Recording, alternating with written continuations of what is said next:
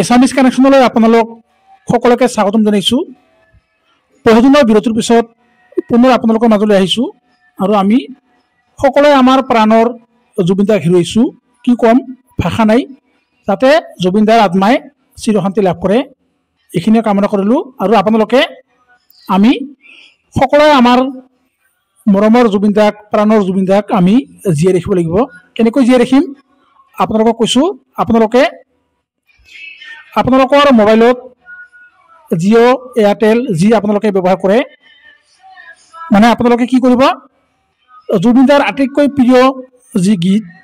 আপোনালোকে hello' tune, Jio' tune, কলাৰ tune যি আছে আপোনালোকে মোবাইলত লগাই ল'ব। আৰু যিহেতু জুবিন দাই গছ ভাল পাইছিল, সেইকাৰণে আপোনালোকে নিজৰ ঘৰত নাহৰৰ গছ আপোনালোকে ৰোপণ কৰিব। মই কৰিছোঁ, এইখিনিয়ে ক'লোঁ। জয় জুবিন দা। এতিয়া আহিছোঁ আমি আমাৰ যে আজি টপিকছ,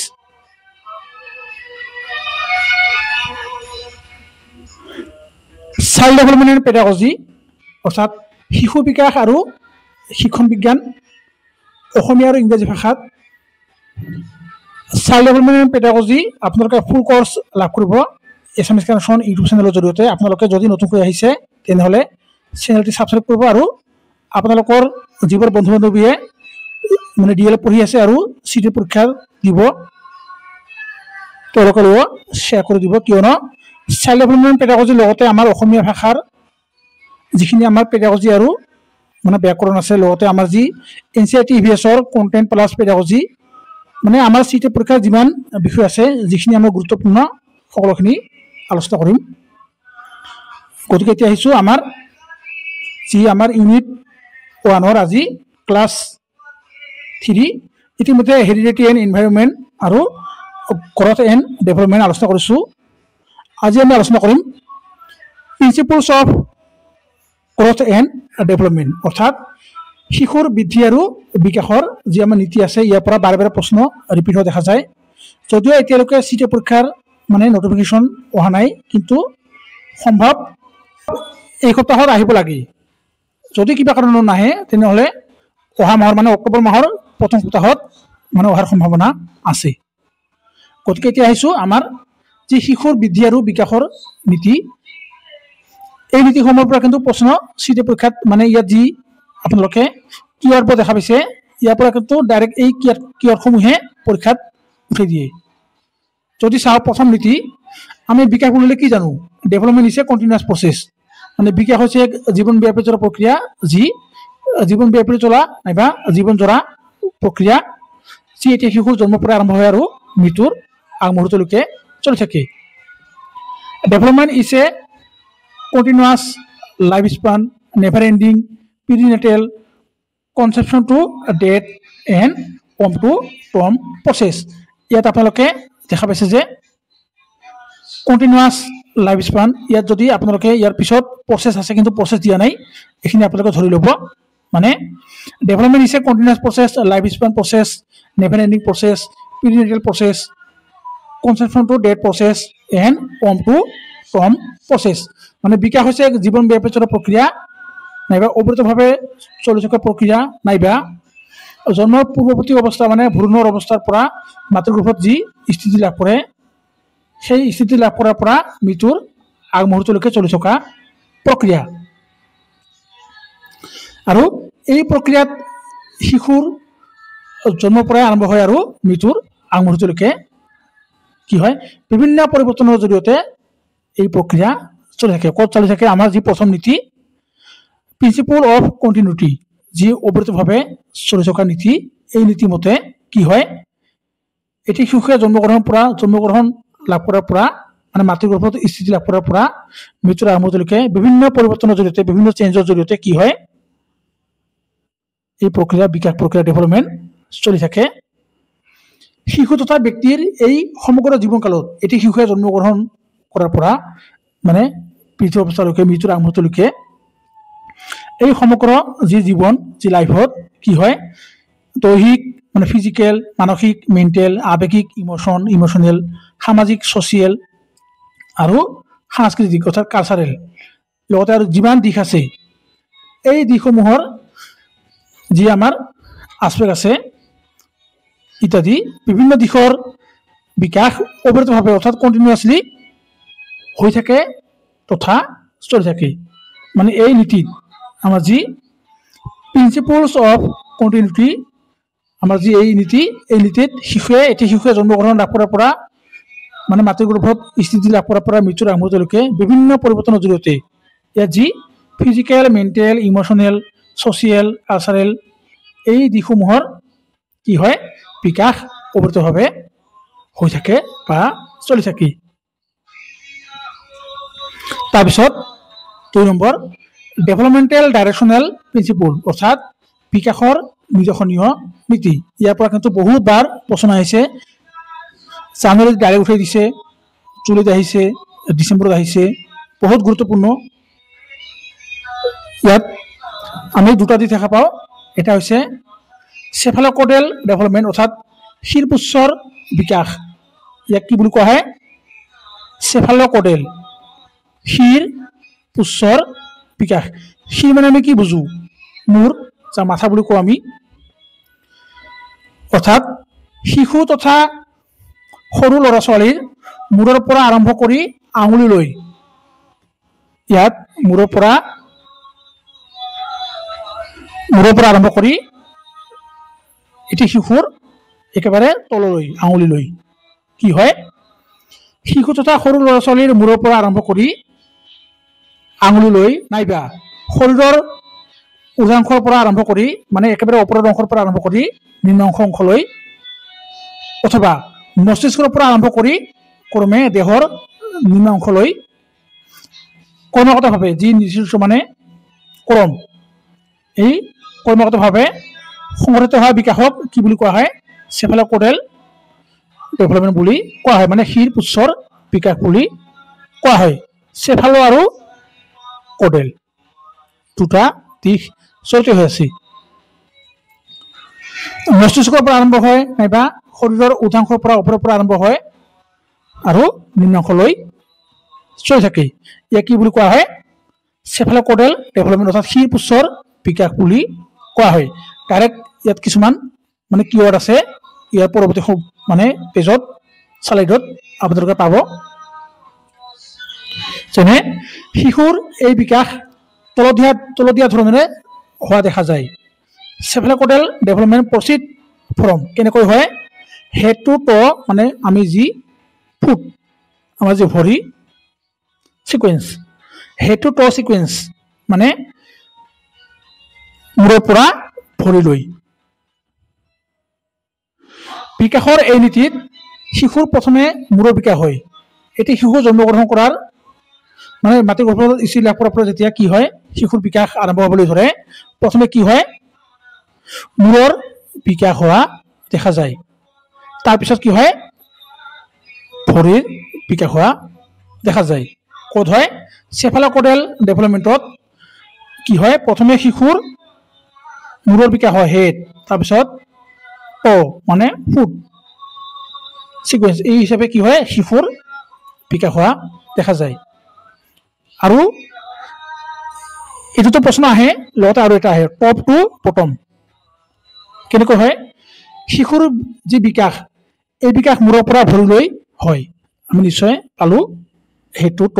সিকুৱেন্সত শিশুৰ বিকাশ হয় ক'ত এই চেফাল'কডেল ডেভেলপমেণ্টত সেইকাৰণে শিশুৰ বিকাশ মূৰৰ পৰা ভৰিলৈ হয় কাৰণে ইয়াক টপ টু বটম বুলিও কোৱা হয় আৰু ষ্ট্ৰেইট লাইন ইয়াত দুটা টপিক আছে দুটা কি আছে 1 2 ষ্ট্ৰেইট লাইন ইয়াক কি বুলি কোৱা হয় ভাৰ্টিকেল লাইন অৰ লংগিটিউডিনেল অৰ্থাৎ শিশুৰ বিকাশ মূৰৰ পৰা ভৰিলৈ কি হয় এইটো হৈছে মূৰ এনেকৈ আহি ভৰি এই মূৰৰ পৰা ভৰিলৈ যি বিকাশ হয় মানে কি কেনেকৈ হয় একেবাৰে পণ হিচাপে হয় সেইকাৰণে থিয়কৈ হয় কাৰণে ইয়াক কি বুলি কোৱা হয় ষ্ট্ৰেইট লাইন নাইবা ভাৰ্টিকেল লাইন নাইবা লংগিটিউডিনেল লাইন বুলি কোৱা হয় আমি কি পালোঁ এই তিনিটা যি চেফাল'কডেল ডেভেলপমেণ্ট এই ডেভেলপমেণ্টত আমি তিনিটা মানে কিওয়ার্ড পালো হেড টু টো সিকুৱেন্স মানে ফুট টপ টু বটম আৰু ষ্ট্ৰেট লাইন বা ভাৰ্টিকেল লাইন আৰু লংগিটিউডিনেল লাইন এই তিনিটা পইণ্ট আপোনালোকে আহিলে নিশ্চয় পাব পাৰিব ক'ত হয় আমাৰ যি ডেভেলপমেণ্টেল ডাইৰেকশ্যনেল প্ৰিন্সিপল এই প্ৰিন্সিপল মতে আমি দুটা দিশ পাওঁ এটা হৈছে কি আমাৰ চেফালোক'ডেল ডেভেলপমেণ্ট আৰু এটা হৈছে কি আমাৰ প্ৰক্সিমোডিষ্টেল ডেভেলপমেণ্ট এতিয়া চাম প্ৰক্সিমোডিষ্টেল ডেভেলপমেণ্ট মানে সমীপস্থ বিকাশ শিশুৰ শৰীৰৰ ভিতৰৰ পৰা বাহিৰলৈ আগতে কি পাইছিলোঁ আমি মূৰৰ পৰা তললৈ এতিয়া কি আহিছে শিশুৰ যি শৰীৰ বা দেহ এই দেহৰ ভিতৰৰ পৰা বাহিৰলৈ অৰ্থাৎ শৰীৰৰ নাইবা শৰীৰৰ কেন্দ্ৰৰ পৰা বহিৰ্দিশে হোৱা বিকাশক প্ৰক্সিমোডিষ্টেল ডেভেলপমেণ্ট অৰ্থাৎ সমীপস্থ বিকাশ বুলি কোৱা হয় কেনেকৈ হয় বিকাশৰ এই নীতিত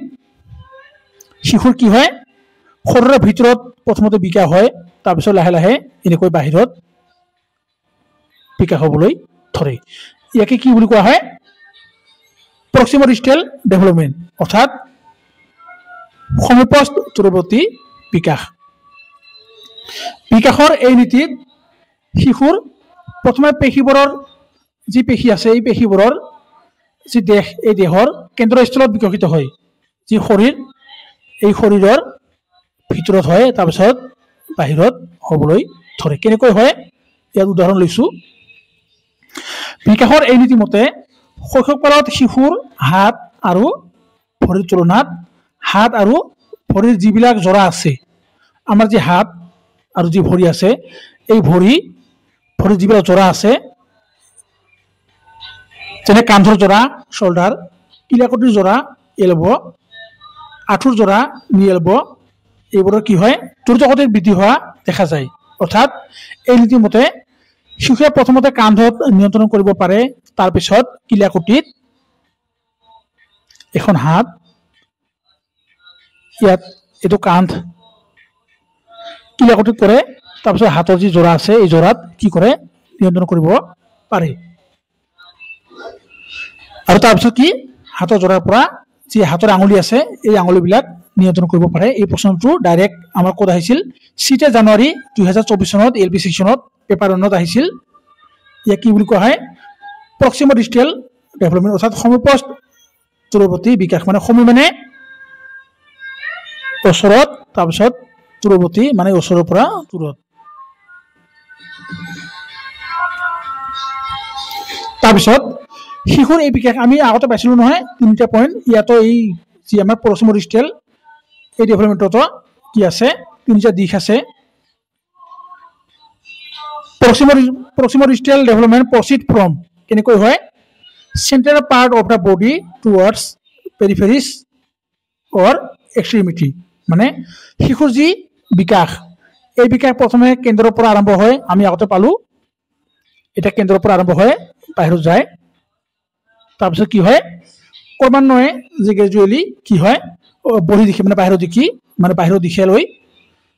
বাহিৰৰ দিশলৈ গতি কৰে মানে বাহিৰৰ দিশলৈ যায় তাৰপিছত 2 নম্বৰ ইয়াত মানে 1 নম্বৰ 2 নম্বৰ দিয়া নাই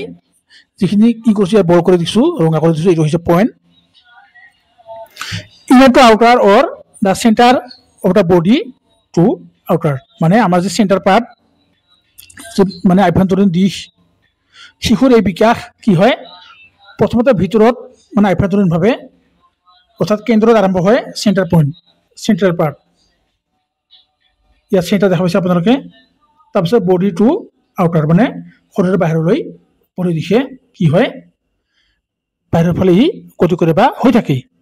তাৰপিছত আমাৰ যি spinal cord to outer control মানে এইটো এটা টপিক এইটো এটা পইণ্ট কিৱাৰ্ড এই প্ৰশ্নটো আহিছিল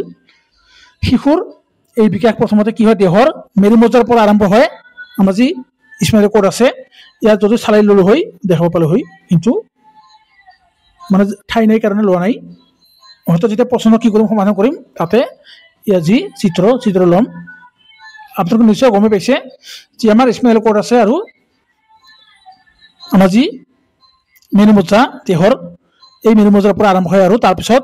পৰিধিলৈ বাহিৰলৈ কি হয় নিয়ন্ত্ৰিত হ'ব মানে কৰিব পাৰে। এতিয়া আহিছোঁ principles of proceeding from general to specific, মানে বিকাশৰ যি সাধাৰণৰ পৰা বিশিষ্ট দিশলৈ গতি কৰা নীতি। শিশুৰ বিকাশ সাধাৰণৰ পৰা বিশেষলৈ গতি কৰে, সেইকাৰণে কি হয় বিকাশক gross to fine, whole to part, simple to complex বুলি কোৱা হয়। ইয়াৰ কি পালো principles of proceeding from general to specific, অৰ্থাৎ সাধাৰণৰ পৰা বিশিষ্ট দিশৰ বিকাশলৈ গতি কৰা নীতি। এই নীতিত শিশুৰ বিকাশ সাধাৰণৰ পৰা বিশেষলৈ গতি কৰে, সেইকাৰণে বিকাশক ক্ৰছ টু ফাইন নাইবা হোল টু পাৰ্ট নাইবা চিম্পল টু কমপ্লেক্স বুলি কোৱা হয়। ক্ৰছ টু ফাইন মানে কি আমাৰ সমগ্ৰ মানে আমাৰ বৃহৎ অংগ সঞ্চালনৰ পৰা ক্ষুদ্ৰ অংগ সঞ্চালন ক্ষমতা, আৰু হোল টু পাৰ্ট মানে সমগ্ৰৰ পৰা অংশলৈ আমি যি পাইছোঁ কংক্ৰিট টু এবষ্ট্ৰেক্ট, জনাৰ ন টু আন ন, এই নীতিবোৰ ইয়াত কি হৈছে ইয়াত সেই মানে দিশসমূহ ইয়াত মানে বুজোৱা হৈছে। চিম্পল টু কমপ্লেক্স মানে সাধাৰণৰ পৰা জটিললৈ যি নীতি, আমাৰ যি মেক্সিমাম অফ টিচিং আছে সেইখিনিৰ লগতে ইয়াত কি আছে জড়িত হৈ আছে। এটি নৱজাত শিশুৰ অংগ সঞ্চালন হয় সামগ্ৰিক বিধৰ। আকস্মিকভাৱে কোনো শব্দ শুনিলে শিশুৰ সমগ্ৰ শৰীৰ সমানে সঞ্চালিত হয়, তাৰপিছতহে এনে সঞ্চালনে বিশেষ বিশেষ আংগিক ক্ৰিয়াৰ প্ৰতি নিয়ন্ত্ৰিত ৰূপত সঞ্চালন ক্ষমতা আয়ত্ত কৰিব পাৰে। মানে এটি শিশুৱে যেতিয়া কি হয় জন্মগ্ৰহণ কৰিয়েই কি কৰে মানে কান্দা আৰম্ভ কৰে, তেতিয়া কি হয় মানে কান্দিব ধৰোতে মানে এটা সামগ্ৰিক বিধৰ কি কৰে ৰেছপন্স দিয়ে, তাৰপিছত লাহে লাহে লাহে লাহে কি হয়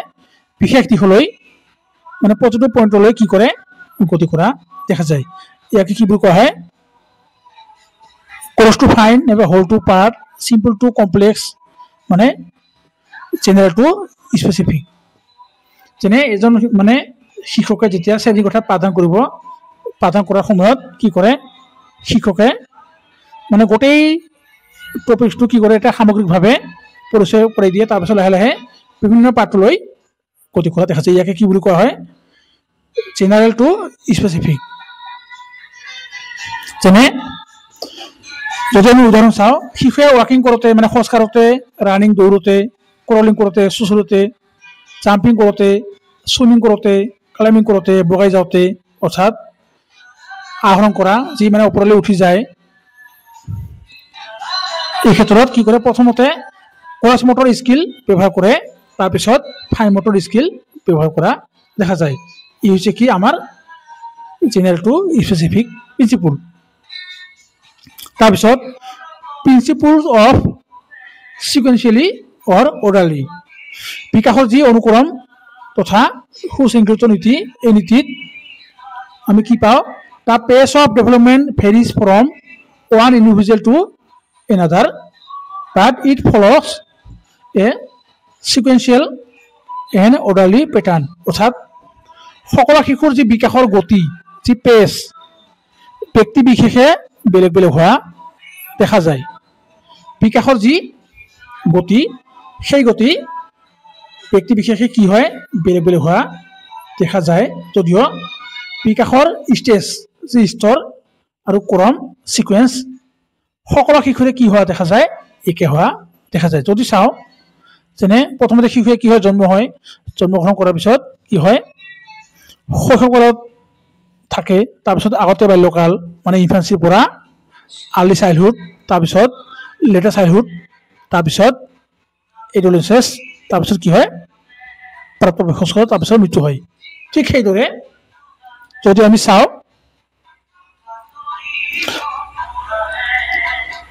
এটি শিশুৱে ভাৰত, অষ্ট্ৰেলিয়া, আমেৰিকা য'তেই জন্মগ্ৰহণ নকৰক কিয় প্ৰথমতে কি কৰে চুচুৰিব শিকে, তাৰপিছতে কি কৰে থিয় হয় খোজকাঢ়ে। আমি যদি ভাষাৰ বিকাশৰ ক্ষেত্ৰত চাওঁ প্ৰথমতে কি কৰে শিশুৱে জন্মগ্ৰহণ কৰিয়ে কয় মা ভাত দে পানী দে, পাপা বজাৰত যাম ক'ব পাৰে নেকি? নিশ্চয় নোৱাৰে। কি কৰে? প্ৰথমতে শিশুৱে কান্দি উঠে, মানে তাৰপিছত কুণকুণাই কৰে, তাৰপিছত কলকলাই অৰ্থাৎ বেবলিং আৰম্ভ কৰে। তাৰপিছত এটা শব্দৰ মানে কি হয়, এটা শব্দৰ স্তৰ পায়, দুটা শব্দৰ স্তৰ পায়, টেলিগ্ৰাফিক স্তৰ, এনেকৈ কি হয় শিশুৰ বিকাশ হোৱা দেখা যায়। সেইকাৰণে ইয়াত কি কোৱা হৈছে, The pace of development varies from one individual to another. যি শিশুৰ বিকাশৰ যি পেচ, যি গতি, প্ৰতিটো শিশুৰ ক্ষেত্ৰত বেলেগ বেলেগ হোৱা দেখা যায়, কিন্তু বিকাশৰ যি পেটাৰ্ণ, যি সিকুৱেন্স, সকলো শিশুৰ ক্ষেত্ৰতে একে হোৱা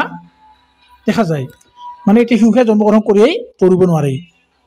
জন্মগ্ৰহণ কৰিয়েই স্কুলত যাব নোৱাৰে। নিৰ্দিষ্ট কি হয়, পৰ্যায়ক্ৰমে যি অৰ্ডাৰলি, যি সিকুৱেন্সিয়েলি আগবাঢ়িব লাগে। কিন্তু বিকাশৰ যি গতি সকলো শিশুৰ ক্ষেত্ৰতে বেলেগ বেলেগ হোৱা দেখা যায়। তাৰপিছত প্ৰিন্সিপলছ অফ ইণ্ডিভিজুৱেল ডিফাৰেন্স, ব্যক্তি পাৰ্থক্যৰ নীতি। আমি নিশ্চয় জানো দুজন শিশু কেতিয়াও একে সমান নহয়। এই বিশাল পৃথিৱীত এজন শিশুৱে আনজনৰ লগত কেতিয়াও সমান নহয়। তেওঁলোকৰ চিন্তা, থিংকিং, শিকন, লাৰ্ণিং, যুক্তি, ৰিজনিং, মানসিক ক্ষমতা, মেণ্টেল এবিলিটি, সংগ্ৰামৰ ক্ষমতা, কগনিটিভ এবিলিটি, বুদ্ধি, ইণ্টেলিজেন্স, সমস্যা সমাধান কৰিব পৰা ক্ষমতা, প্ৰব্লেম চলভিং এবিলিটি, সিদ্ধান্ত গ্ৰহণ কৰিব পৰা ক্ষমতা, ডিচিশ্যন মেকিং, আগ্ৰহ, ইণ্টাৰেষ্ট, আৱেগ মানে ইমোশ্যন, মনোযোগ, এটেনশ্যন আদি বেলেগ বেলেগ হোৱা দেখা যায়। আমি কেনেকৈ পাওঁ? আমাৰ এই বিশাল পৃথিৱীখনত দুটা শিশু কেতিয়াও একে সমান নহয়। সকলোৰে চিন্তা চৰ্চা, সকলোৰে ডিচিশ্যন, সিদ্ধান্ত গ্ৰহণ কৰিব ক্ষমতা, আৱেগ, অনুভূতি সকলোৰে বেলেগ বেলেগ হোৱা দেখা যায়। যদি আমি এই নীতিত চাওঁ, the pace of development varies from one individual to another, but it follow' a sequential and orderly pattern. অৰ্থাৎ বিকাশ যদিও এক জীৱনব্যাপী চলা প্ৰক্ৰিয়া, কণ্টিনিউৱাছ প্ৰচেছ, কিন্তু বিকাশৰ যি গতি সকলো শিশুৰে বেলেগ বেলেগ হোৱা দেখা যায়। অলপ আগতে পাইছিলোঁ, কেতিয়াবা কি হয়, দ্ৰুত হয়, ফাষ্ট হয়, কেতিয়াবা মন্থৰ হয়, শ্ল' হয়, কিন্তু যি বিকাশ, এই বিকাশৰ যি পেটাৰ্ণ ই সমানে মানে সকলো শিশুৰ ক্ষেত্ৰতে একেধৰণে চলি থাকে। কিন্তু কেতিয়াবা কি হয়, ফাষ্ট হয়, কেতিয়াবা শ্ল' হয়। যদি চাওঁ, কিছুমান শিশুৱে 1.5 বছৰতে খোজ কাঢ়িব পাৰে, কিন্তু কিছুমান শিশুৱে কি হয় 2 বছৰতো নোৱাৰে। কি কাৰণ হয়? ইণ্ডিভিজুৱেল ডিফাৰেন্সৰ কাৰণে ই দেখা যায়। কিছুমান শিশুৱে 6 মাহতে বেবলিং কৰে, কলকলাই আৰম্ভ কৰে, কিন্তু কিছুমান শিশুৱে কি কৰে 1 বছৰতো নোৱাৰে। এনে ব্যক্তিপাৰ্থক্য মূলতঃ কেনেকৈ হয়? বংশগতি আৰু পৰিৱেশৰ যি আমাৰ হেৰিডিটি এণ্ড এনভাইৰনমেণ্ট, ইয়াৰ ফলতহে হোৱা দেখা যায়। সেইকাৰণে কোৱা হৈছে, আমি অলপ আগতে পাইছিলোঁ, the pace of development varies from one individual to another, but follow' a sequential and orderly pattern. কিন্তু বিকাশৰ যি পেচ, সেই পেচ কিন্তু সকলো শিশুৰ ক্ষেত্ৰতে বেলেগ বেলেগ হোৱা দেখা যায়। ইয়াৰ ফলতে কি হয়, মানে ইণ্ডিভিজুৱেল ডিফাৰেন্স আহি পৰে। 2 বছৰ 6 মাহ। তাৰপিছত principle of rate, every child মানে বিকাশৰ হাৰৰ নীতি। Every child is different from ইচ আদাৰ in there rates of growth and development. মানে প্ৰতিটো শিশুৱে কি হয়, প্ৰতিটো শিশুৰ বৃদ্ধি আৰু বিকাশৰ আৰ্হি আৰু অনুক্ৰম, যে সিকুৱেন্স এণ্ড পেটাৰ্ণ সকলো শিশুৰ ক্ষেত্ৰতে একেই। আমি অলপ আগতে পালোঁ। আপোনালোকে প্ৰথম প্ৰিন্সিপলৰ পৰা আৰম্ভ কৰি বৰ্তমান যি 6 নম্বৰ প্ৰিন্সিপল, যদি আপোনালোকে চাইছে নিশ্চয় এটা মানে আইডিয়া পাইছে। মানে প্ৰথম যি নীতি, সেই নীতিয়ে কিন্তু আমাৰ যি বাকী নীতি, এই নীতিসমূহৰ লগত অটো ৰিলেটেড। মানে এটা নীতি জনাৰ লগে লগে আপোনালোকে বাকী নীতিসমূহ অতি সহজতে মানে জানিব পাৰিব আৰু মানে মনত ৰাখিব পাৰিব, কিয়নো সকলোতে পাৰে একেখিনিয়ে চিমিলাৰিটি দেখা পোৱা গৈছে, কিন্তু কেৱল যি পইণ্ট সেই পইণ্টবিলাকহে ইয়াত এভেইলেবল হৈ আছে। মানে every child is different from is আদাৰ ইন দেয়াৰ ৰেটছ, যি বিকাশৰ হাৰ, এই বিকাশৰ হাৰৰ ক্ষেত্ৰত কি হয়, হাৰ বা দৰ সকলো শিশুৰ ক্ষেত্ৰতে বেলেগ বেলেগ হোৱা দেখা যায়। কেনেকৈ বেলেগ বেলেগ হোৱা দেখা যায়, ইয়াত আমি কি পাইছোঁ, ইণ্ডিভিজুৱেল ডিফাৰেঞ্চ। এই ডিফাৰেঞ্চত আমি কি পাইছোঁ, শিশুৰ যি পেজ সেইটো পাইছোঁ। তাৰপিছত যদি এইবাৰ চাওঁ আমাৰ যি ৰেট, এই ৰেটৰ ক্ষেত্ৰতো একেই পাইছোঁ, কিন্তু ইয়াত আমি কি পাম, যি ৰেট সকলো শিশুৰ ক্ষেত্ৰতে বেলেগ বেলেগ হোৱা দেখা যায়। কেনেকৈ, কিয়নো শিশুৰ বাল্যকালৰ যি ধাৰণা, কনচেপ্ট অফ চাইল্ডহুড, সকলো শিশুৰে কি হয়, বেলেগ বেলেগ হোৱা দেখা যায়। এই প্ৰশ্নটো কিন্তু আহিছিল 7 জানুৱাৰী 2025। কনচেপ্ট অফ চাইল্ডহুড কি হয়, বাল্যকালৰ ধাৰণা সকলো শিশুৰে বেলেগ বেলেগ হোৱা দেখা যায়। কেনেকৈ, কিছুমানে কি কৰে, কিছুমান ল'ৰা ছোৱালীয়ে ধনী ঘৰত বসবাস কৰে কাৰণে সিহঁতৰ বিকাশৰ যি দৰ, যি ৰেট, এই ৰেট বেলেগ হয়। আৰু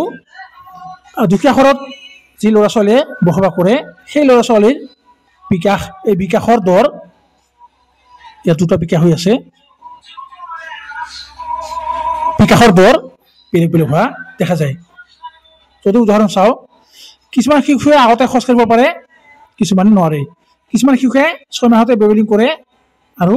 কিছুমানে 1 বছৰতো নোৱাৰে। সেইকাৰণে ইয়াত কি, আমাৰ যি বিকাশৰ হাৰ মানে ৰেট, দৰ মানে দৰ, ৰেট মানে দৰ, এই দৰ সকলো শিশুৰ ক্ষেত্ৰতে বেলেগ বেলেগ হোৱা দেখা যায়। তাৰপিছত principle of joint product of heredity and environment, বংশগত আৰু পৰিৱেশৰ যি যুটীয়া গুণাত্মক অথবা পুৰমূলৰ নীতি, ইয়াৰ পৰা প্ৰশ্ন আহে। Joint influence of heredity and environment, এইখিনি আলোচনা কৰিছোঁ প্ৰথম পাৰ্টত। যদি চাওঁ, development is influence by both heredity and environment, অৰ্থাৎ বংশগত আৰু পৰিৱেশৰ জৰিয়তেহে শিশুৰ বিকাশ সম্ভৱ হয়। আৰু এই বংশগত আৰু পৰিৱেশে শিশুৰ বৃদ্ধি আৰু বিকাশৰ ক্ষেত্ৰত অতি গুৰুত্বপূৰ্ণ ভূমিকা গ্ৰহণ কৰে। কিন্তু কিছুমান দিশত হেৰিডিটিয়েহে কেৱল বেছি ভূমিকা গ্ৰহণ কৰে, আৰু কিছুমান দিশত কেৱল এনভাইৰনমেণ্ট অৰ্থাৎ পৰিৱেশেহে বেছি ভূমিকা গ্ৰহণ কৰে। এনেধৰণৰ প্ৰশ্ন আহিলে ই কি হয়, ৰং। কিয়নো হেৰিডিটি এণ্ড এনভাইৰনমেণ্ট ই হৈছে কি, আমাৰ জইণ্ট প্ৰডাক্ট, অৰ্থাৎ কিছুমান দিশত মানে হেৰিডিটিয়ে বেছি ভূমিকা গ্ৰহণ কৰে, কিন্তু কিছুমান দিশত পৰিৱেশে কি কৰে, বেছি ভূমিকা গ্ৰহণ কৰে। কিন্তু দুয়ো এটা আনটোৰ লগত কি হয়, জড়িত হৈ থাকে। দুয়ো মানে কি কৰে, একেলগে শিশুৰ বিকাশত কাম কৰে। যদি কয় কেৱল বিকাশে কি কৰে, ডেভেলপমেণ্ট হেৰিডিটিয়ে শিশুৰ বিকাশৰ ক্ষেত্ৰত 80% আৰু পৰিৱেশে 20% কাম কৰে। যদি এনেকৈ প্ৰশ্ন আহে তেনেহ'লে ডাইৰেক্ট ভুল। কি কৰে, এই দুয়োটা কি কৰে, শিশুৰ বৃদ্ধি আৰু বিকাশৰ ক্ষেত্ৰত হেৰিডিটি এণ্ড এনভাইৰনমেণ্টে কি কৰে, জইণ্ট প্ৰডাক্ট হিচাপে কাম কৰা দেখা যায়। সেইকাৰণে কি বুলি কোৱা হয়, জইণ্ট প্ৰডাক্ট অথবা মাল্টিপ্লিকেশ্যন, মানে পূৰমূলক। তাৰপিছত principle of maturation and learning, আমাৰ যি মেচুৰিটি আছে, পৰিপক্কতা আৰু শিকনৰ নীতি। The relationship between maturation and learning is complementary. Learning create new condition for development on the other hand maturity means ability to response in the environment. অৰ্থাৎ শিকন আৰু পৰিপক্কতাৰ সম্পৰ্ক হৈছে কি, পৰিপূৰক। আমি যি কি পাইছিলোঁ, কমপ্লিমেণ্টাৰী এংগল পাইছিলোঁ নহয় আমি,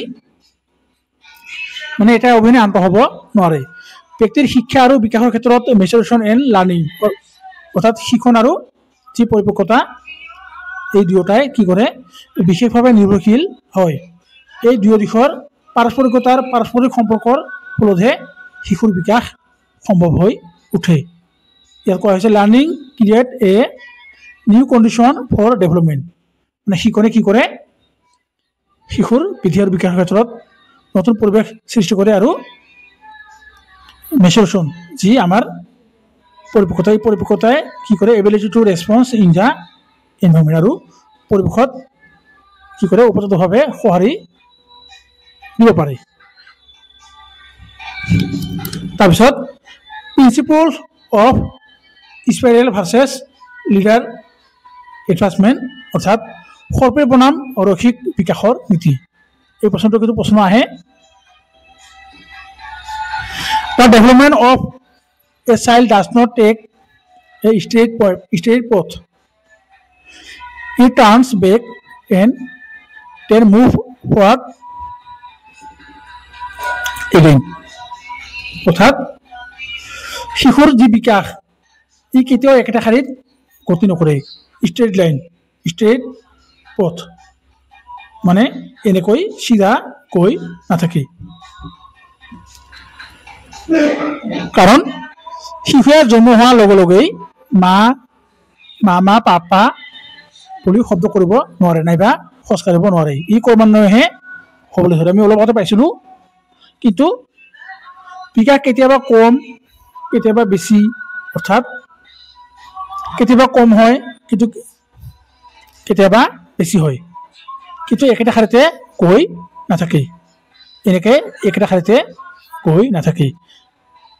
একেটা শাৰীতে গৈ নাথাকে কি হয় কেতিয়াবা কম হয় কেতিয়াবা বেছি হয় কেতিয়াবা কম হয় আৰু বেছি হয় এনেকৈ কি হয় মানে শিশুৰ বৃদ্ধি আৰু বিকাশ এনেকৈ হৈ থাকে ইয়াত কিছু টকা দিছোঁ সৰ্পৰ অৰ্থ হৈছে সাপৰ দৰে একা বেকা গতিত চলা ইয়াৰ নাম হৈছে কি স্পাইৰেল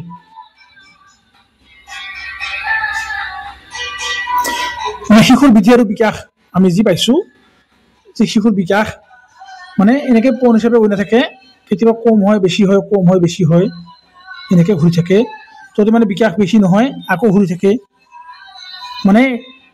যদি শিশুৱে কোনো এটা বস্তু কোনো এটা টপিক শিকিব মানে বিচাৰে যদি নাপায় আকৌ ঘূৰি আহে আকৌ শিকে এনেকৈ মানে কি হয় সৰ্পিৰ গতিৰে সেই বিকাশ মানে লাৰ্ণিং বা বিকাশ হৈ থাকে তাৰপিছত আহিছোঁ 10 নম্বৰ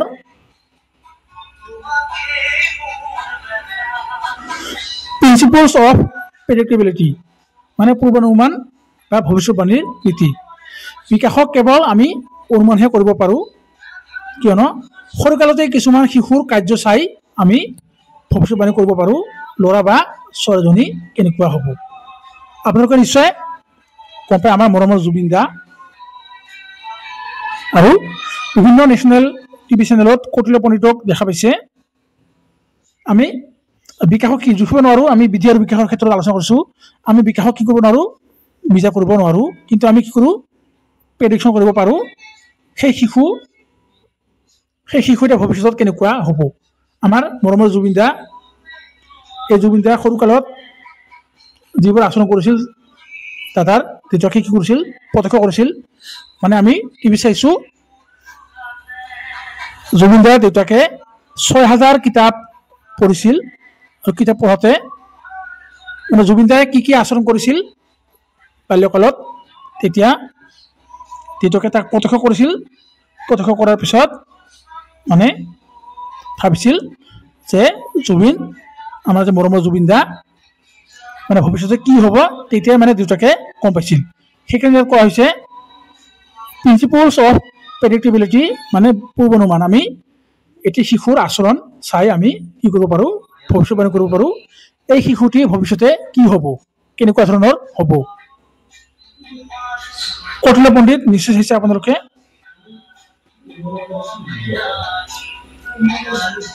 তাৰপিছত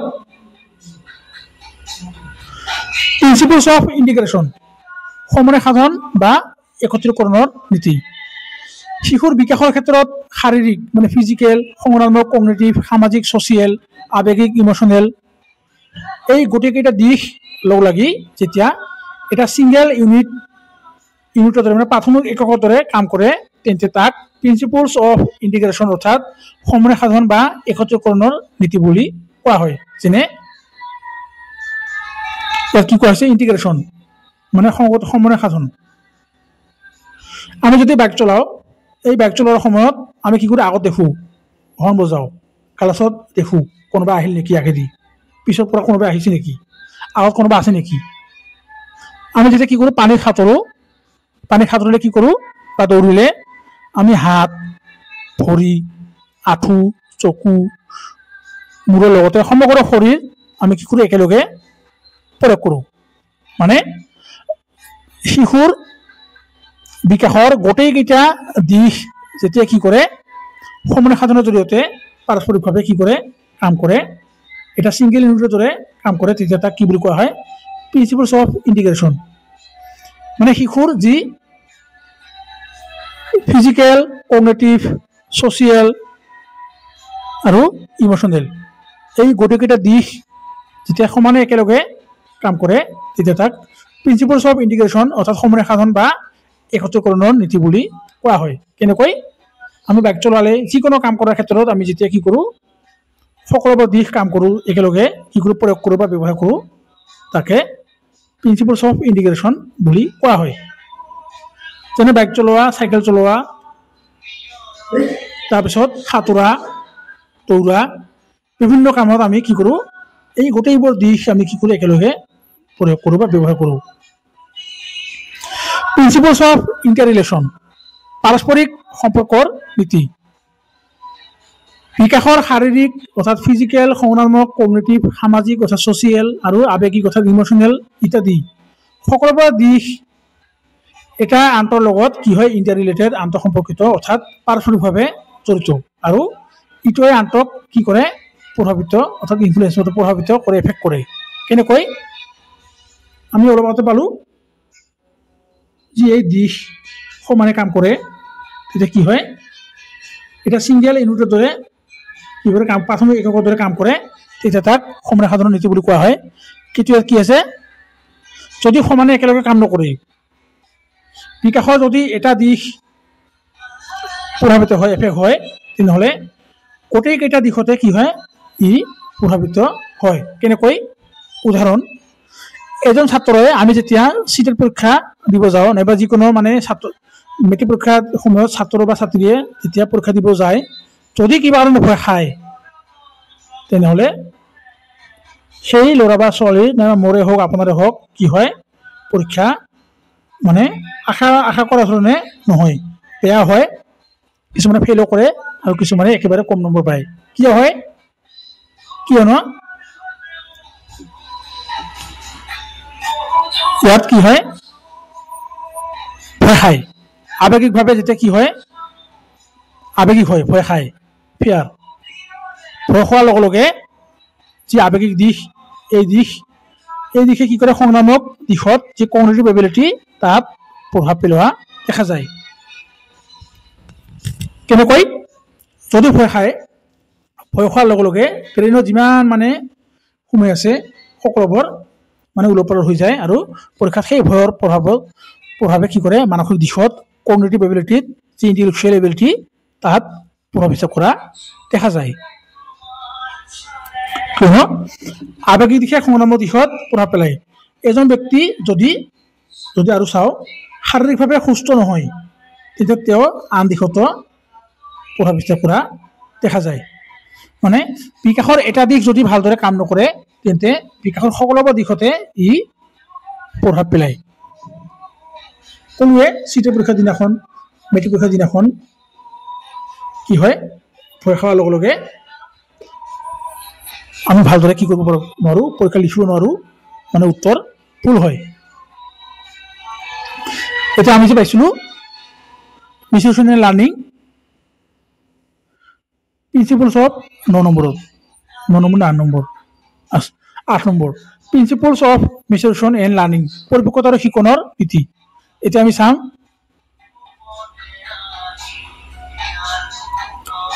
কনচেপ্ট অফ লাৰ্ণিং।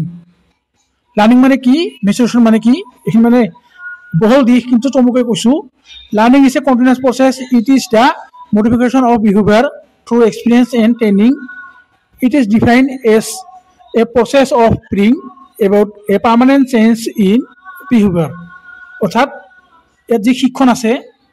শিক্ষণ বা শিকণ মানে কিছুমান কিতাপত শিকণ কিছুমান কিতাপত শিক্ষণ আছে কিন্তু আচলতে ই হৈছে কি লাৰ্ণিং মানে হৈছে কি শিকণ শিকণ আৰু আপোনালোকক কৈছো শিকণ এডুকেশ্যন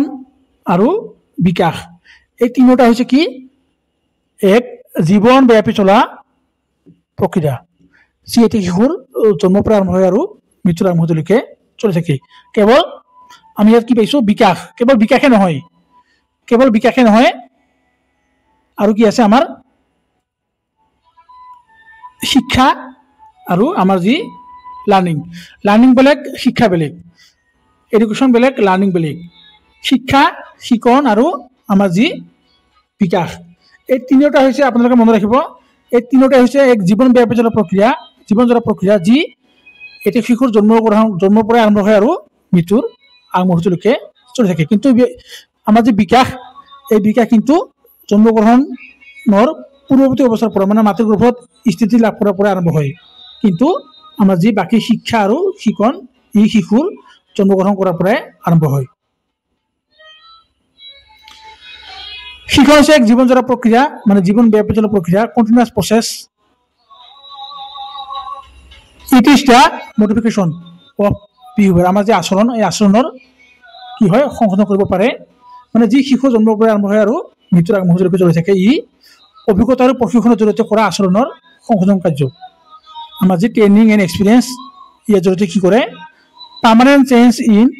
বিহেভিয়াৰ আমাৰ যি আচৰণ এই আচৰণৰ স্থায়ী পৰিৱৰ্তন কৰিব পাৰে কোনে কেৱল শিক্ষণে যিমানে শিকিব সিমানে অভিজ্ঞতা লাভ কৰিব আৰু যিমানে অভিজ্ঞতা হ'ব সিমানেই ভালদৰে শিকিব পাৰিব সেইকাৰণে ই পাৰ্মানেণ্ট চেঞ্জ কৰে আমাৰ যে শিক্ষা মনোবিজ্ঞান আছে এই মনোবিজ্ঞান ভালকৈ আছে কিন্তু ইয়াত কেৱল চমুকৈ লৈছোঁ আৰু আমাৰ যি এই অভিজ্ঞতা আৰু প্ৰশিক্ষণৰ জৰিয়তে আমি যিখিনি আচৰণ মানে কি কৰোঁ আচৰণ সংশোধন কৰোঁ এই সংশোধন কৰি আমি সমাজ জীৱনত কি কৰোঁ শিক্ষা তথা শিশু তথা ব্যক্তিৰ যে আচৰণ এই আচৰণৰ স্থায়ী পৰিৱৰ্তন সাধন কৰি উপযুক্তভাৱে সামাজিক পৰিস্থিতিত কি কৰোঁ সমাযোজন কৰিব পাৰোঁ মানে এডজাষ্টমেণ্ট কৰিব পাৰোঁ এতিয়া আহিছোঁ কেৰেক্টাৰিষ্টিক্স অফ লাৰ্ণিং শিকণৰ বৈশিষ্ট্য তাতে আছিল শিক্ষণ এতিয়া আছে শিক্ষণ মানে দুয়োটা একেই হয় মানে কিছুমানত শিক্ষণ থাকে কিছুমানত শিকণ learning is a change in behaviour the change in behaviour is a relatively permanent change আমি পাইছোঁৱে যে এই শিক্ষণ হৈছে এক স্থায়ী পৰিৱৰ্তন কাৰ আচৰণৰ learning is a ongoing process which start from birth and continuous till a man dies মানে এজন শিশু জন্মগ্ৰহণ কৰাৰ পৰা মৃত্যুৰ আৰম্ভলৈকে এই যি শিকণ লাৰ্ণিং ই কণ্টিনিউৱাছলি চলি থাকে learning helps in a development and growth আৰু যি শিশুৰ বৃদ্ধি আৰু বিকাশ এই বৃদ্ধি আৰু বিকাশৰ ক্ষেত্ৰত লাৰ্ণিঙে শিকণে কি কৰে সহায় কৰে by learning the individual can acquire physical moral and social skill আৰু শিকণৰ জৰিয়তে যিমানে মানে শিকণ অভিজ্ঞতা লাভ কৰিব সিমানে কি হ'ব যি ফিজিকেল মৰেল মানে দৈহিক বা শাৰীৰিক মৰেল নৈতিক আৰু ছ'চিয়েল সামাজিক যি স্কিল দক্ষতা এই দক্ষতা লাভ কৰি উঠিব পাৰে কোনে শিশু বা ব্যক্তিয়ে learning and development are related to each other because learning create a new condition for development আৰু লাৰ্ণিং এণ্ড ডেভেলপমেণ্ট হৈছে কি মানে শিকণ আৰু বিকাশ হৈছে ৰিলেটেড টু ইচ আদাৰ মানে এটা আনটোৰ লগত ওতঃপ্ৰোতভাৱে স্বতঃস্ফূৰ্তভাৱে জড়িত কিয়নো শিকণে নতুন চৰ্ত কি কৰে সৃষ্টি কৰে বিকাশৰ কাৰণে লাৰ্ণিং অবিহনে বিকাশ হ'ব নোৱাৰে ঠিক যেনেদৰে আমাৰ হেৰিডিটি এণ্ড এনভাইৰনমেণ্টৰ জৰিয়তে বিকাশ হ'ব নোৱাৰে ঠিক সেইদৰে আমাৰ লাৰ্ণিঙৰো প্ৰয়োজন আছে আপোনালোকে মানে কমেণ্ট কৰি জনাব লাৰ্ণিং কাৰ লগত জড়িত হেৰিডিটিৰ লগত জড়িত নে এনভাইৰনমেণ্টৰ লগত জড়িত লাৰ্ণিং ইজ এ গ'ল ডাইৰেক্টেড এক্টিভিটি আৰু শিকণ হৈছে কি লক্ষ্য প্ৰণোদিত বা উদ্দেশ্য প্ৰণোদিত এক প্ৰক্ৰিয়া লাৰ্ণিং হেল্পছ ইন এডজাষ্টমেণ্ট অলপ আগতে পাইছোঁ নহয় সমাযোজনত সহায় কৰে শিকনে কি কৰে এডজাষ্টমেণ্ট মানে সমাযোজনত সহায় কৰে এতিয়া আছোঁ মিনিং অফ মেচুৰেশ্যন পৰিপক্কতাৰ অৰ্থ maturation is the process of physical intellectual and emotional development of the child maturation includes any change with age in the condition of learning which depend primarily upon organic growth factors rather than upon a prior practice or experience অর্থাৎ পৰিপক্কতা হৈছে শিশু তথা ব্যক্তিৰ শাৰীৰিক বৌদ্ধিক আৰু প্ৰতি মানে কি আমাৰ ইয়াৰ সংগঠনাত্মক আৱেগিক দিশৰ বিকাশ প্ৰক্ৰিয়া ই হৈছে বয়সৰ লগে লগেই age of the condition of learning which depend primarily upon organic growth factors আমাৰ যে শিশুৰ বৃদ্ধিৰ যি দিশ যি ব্যক্তিৰ শিক্ষা আহৰণৰ ক্ষেত্ৰত সংঘটিত হোৱা যিকোনো পৰিৱৰ্তন চেঞ্জ বয়সৰ লগে লগে যি মূলতেই দৈহিক বিকাশৰ ক্ষেত্ৰত নিৰ্ভৰশীল হয় depend primarily upon organic learning which depend primarily আপোনাৰ অৰ্গেনিক গ্ৰথ ফেক্টৰছ আমাৰ যি বৃদ্ধিৰ ফেক্টৰ আছে যি উপাদান আছে এইখিনিকে কোৱা হৈছে ই পূৰ্বৰ ক্ৰিয়া অনুশীলন অথবা অভিজ্ঞতাৰ ওপৰত নিৰ্ভৰশীল নহয় ই পূৰ্বৰ যি ক্ৰিয়া যি অনুশীলন এক্সপিৰিয়েঞ্চ ইয়াৰ ওপৰত কি হয় এই নিৰ্ভৰশীল হোৱা দেখা নাযায় যদি আমি চাওঁ সহজভাৱে পৰিপক্কতা হৈছে জৈৱিক দিশৰ জিন মানে জেনেটিক যি সায়েন্স আছে এই জেনেটিক সম্বন্ধীয় বিজ্ঞানৰ এক ধাৰণা জেনেটিক মানে যি জিন এই জিন সম্বন্ধীয় যি জৈৱিক বংশগতিৰ পৰা পোৱা এক অন্তৰ্নিহিত শক্তি অথবা বিকাশৰ সম্ভাৱনীয়তাৰ স্বৰূপ ইয়াৰ যোগেদি ব্যক্তিৰ দৈহিক বিকাশ তাৰ নিজস্ব ৰূপত আৰু স্বাভাৱিক গতিত সংঘটিত হোৱা দেখা যায় মানে পৰিপক্কতা হৈছে কি আমাৰ জিন সম্বন্ধীয় বিজ্ঞানৰ লগত জড়িত যি জৈৱিক বংশগতিৰ পৰা পোৱা এক অন্তৰ্নিহিত শক্তি আমি আলোচনা কৰিছোঁ বংশগতি মানে কি তাৰ ধৰণত ইয়াকে কি বুলি কোৱা হয় পৰিপক্কতা বুলি কয় সহজভাৱে আৰু এইখিনিতো আমি পালোঁৱে প্ৰথমখিনি বয়সৰ লগে লগেই ব্যক্তিৰ শিক্ষা আৰু মানে শিক্ষা আহৰণৰ ক্ষেত্ৰত সংঘটিত কৰা বা হোৱা যিকোনো পৰিৱৰ্তনেই হৈছে আমাৰ পৰিপক্কতা যদি আমি চাওঁ পৰিপক্কতাৰ বৈশিষ্ট্য characteristics of maturation বা মেচুৰিটি পৰিপক্কতাৰ বৈশিষ্ট্য maturity highly related to heredity অৰ্থাৎ পৰিপক্কতা হৈছে মূলতঃ বংশগতিৰ লগত জড়িত আমাৰ যে বংশগতি হেৰিডিটি তাৰ লগত কি মেচুৰেশ্যন বা মেচুৰিটি জড়িত biological growth and development is known as maturation আমাৰ যে বায়োলজিকেল গ্ৰথ যি জৈৱিক বৃদ্ধি এই বৃদ্ধি আৰু বিকাশী হৈছে আমাৰ পৰিপক্কতা maturity is the আনফল্ডিং of heredity ইয়াতে হেৰিডিটি হ'ব characteristics from time to time অৰ্থাৎ পৰিপক্কতাৰ লগত বংশগতিৰ যি বিভিন্ন বৈশিষ্ট্য ই অন্তৰ্নিহিত হৈ থাকে মানে সোমাই থাকে আভ্যন্তৰীণভাৱে maturity is the process of predetermine unfolding genetic disposition অৰ্থাৎ পৰিপক্কতা হৈছে বংশগতভাৱে লাভ কৰা পূৰ্ব নিৰ্ধাৰিত এক মানসিক অৱস্থা এই সকলোবোৰ টপিকছ মানে কি পইণ্ট কিৱাৰ্ড পৰীক্ষাত আহিছে পৰিপক্কতা হৈছে মেচুৰিটি হিচাপ প্ৰচেছ এনে প্ৰক্ৰিয়া যি বংশগতভাৱে কৰা পূৰ্ব নিৰ্ধাৰিত এক মানসিক অৱস্থা maturity means ability to response in the environment আৰু আমাৰ যি পৰিপক্কতা ই হৈছে কি পৰিৱেশ পৰিস্থিতিৰ প্ৰতি কৰা প্ৰতিক্ৰিয়া বা সঁহাৰি অলপ আগতে সঁহাৰি বুলি এটা শব্দ কৈছিলোঁ ৰেছপন্স মেচুৰিটি কেনট বি মিজাৰ আমি পৰিপক্কতাক কেতিয়াও জুখিব নোৱাৰোঁ কিয়নো মেচুৰিটি ৰিলেটেড টু হেৰিডিটি মানে কি মেচুৰিটি ৰিলেটেড টু ডেভেলপমেণ্ট আমি বিকাশত জুখিব পাৰোঁ নেকি নোৱাৰোঁ আমি বৃদ্ধিকে জুখিব পাৰোঁ কিমান ওজন হ'ল কোনে কিমান ওখ হ'ল কোন কিমান মোটা হ'ল কিন্তু আমি ডেভেলপমেণ্টক কেতিয়াও জুখিব নোৱাৰোঁ সেইকাৰণে আমি মেচুৰিটিকো আমি যিহেতু ডেভেলপমেণ্টক বিকাশক আমি জুখিব নোৱাৰোঁ, কেৱল আমি অনুমান কৰিব পাৰোঁ, ঠিক সেইদৰে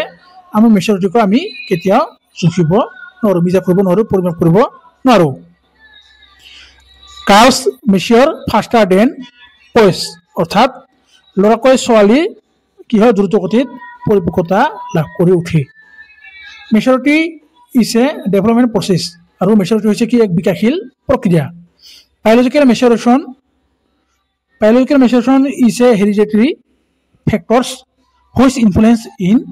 ডেভেলপমেণ্ট, অৰ্থাৎ জৈৱিক পৰিপক্কতাই শিশুৰ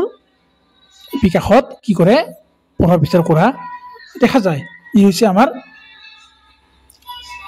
ডেভেলপমেণ্টৰ লগত জড়িত। এইখিনি আছিল আমাৰ যি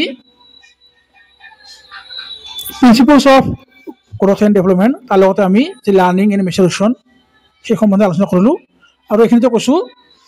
এজন পঞ্চম শ্ৰেণীৰ শিশু যদি দশম শ্ৰেণীৰ অষ্টম শ্ৰেণীৰ ইংৰাজী কিতাপ নাইবা গণিত পঢ়িব দিয়া হয় কেতিয়াও নোৱাৰে, কিয়নো সেই শিশুটিয়ে মানে পৰিপক্কতা লাভ কৰা নাই। পৰিপক্ক নোহোৱাকৈ এজন শিশুৱে কেতিয়াও শিকিব নোৱাৰে। গতিকে এইখিনি আছিল। ইয়াৰ পৰৱৰ্তী সময়ত আমাৰ যি CDP বাকী টপিকসমূহ লাহে লাহে আলোচনা কৰিম, কিয়নো এতিয়ালৈকে আমাৰ চিটেৰ পৰীক্ষাৰ বিজ্ঞাপন অহা নাই আৰু আমাৰ যি জুবিন দা ঢুকালে। গতিকে শেষত জয় জুবিন দা, জয় অসম, জুবিন দা অমৰ হওক।